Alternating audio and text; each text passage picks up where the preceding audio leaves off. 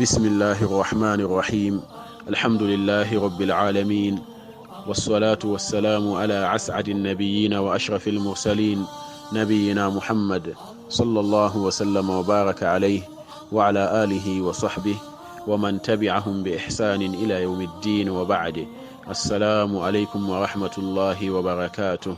يومنا غانر ثلاثة uku ga watan Zulhijja, hijira na da shekara 1442, wanda ya daidai da 13 ga watan Yuli miladiya shekara ta 2021. hadisin mu na yau, an abi hurairata radiyallahu anhu qala rasulullahi sallallahu alaihi wa sallama, unzuru ila man huwa asfala minkum wala tanzuru ila man huwa fawqakum fahuwa ajdaru alla tazduru ni'matallahi alaikum, muttafaqun alayhi.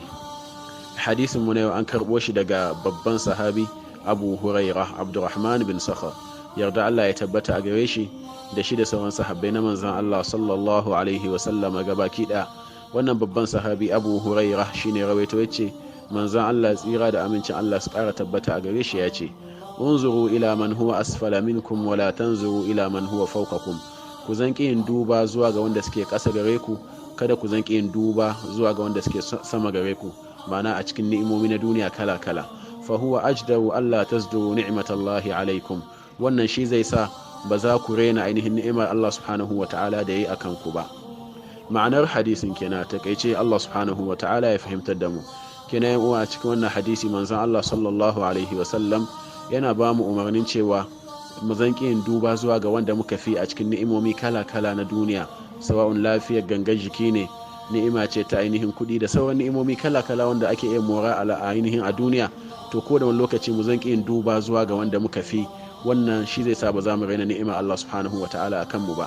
amma kullum idan muna ainihin kan muna sama ne, muna duba cewa har yanzu ban yi kaza ba, har yanzu ban kai ga wani ba, to wannan mutum zai raina ni'imar da Allah subhanahu wata'ala ya mishi, alhalin kuma muna cikin ni'imomi na Allah subhanahu wata'ala kala-kala, kamar yadda Allah subhanahu wata'ala ya gai, wa in ta'uddu ni'matallahi la tuhsuha inna Allaha laghafurur rahim. lallai tabbat idan za ku kilga ainihin ni'imomin Allah subhanahu wata'ala ba za ku iya kidaya su ba. lallai Allah subhanahu wata'ala mai yawan yafuwa ne, sannan kuma mai jinkai ne.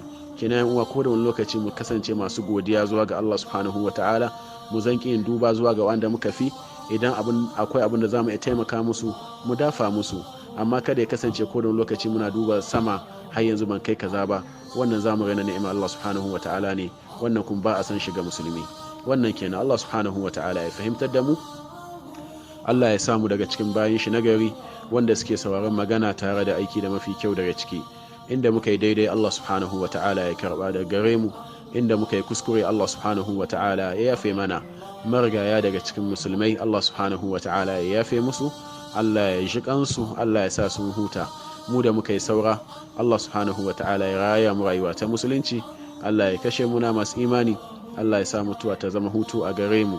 musulmi da ke cikin alhalu kala kala Allah subhanahu wata'ala ya yayi, Allah ya tabbatar da mu akan sunna ta manzon Allah sallallahu alaihi wasallam. Allah ya mana tsari da kariya game da bid'a da sakin hanya. Allah subhanahu wata'ala nake roƙo ya biya mana dukkanin bukatunmu duniya da lahira a cikin sauki. subhanaka allahumma wa bihamdik, ashhadu an la ilaha illa anta, astaghfiruka wa atubu ilaik. assalamu alaikum wa rahmatullahi wa barakatuh.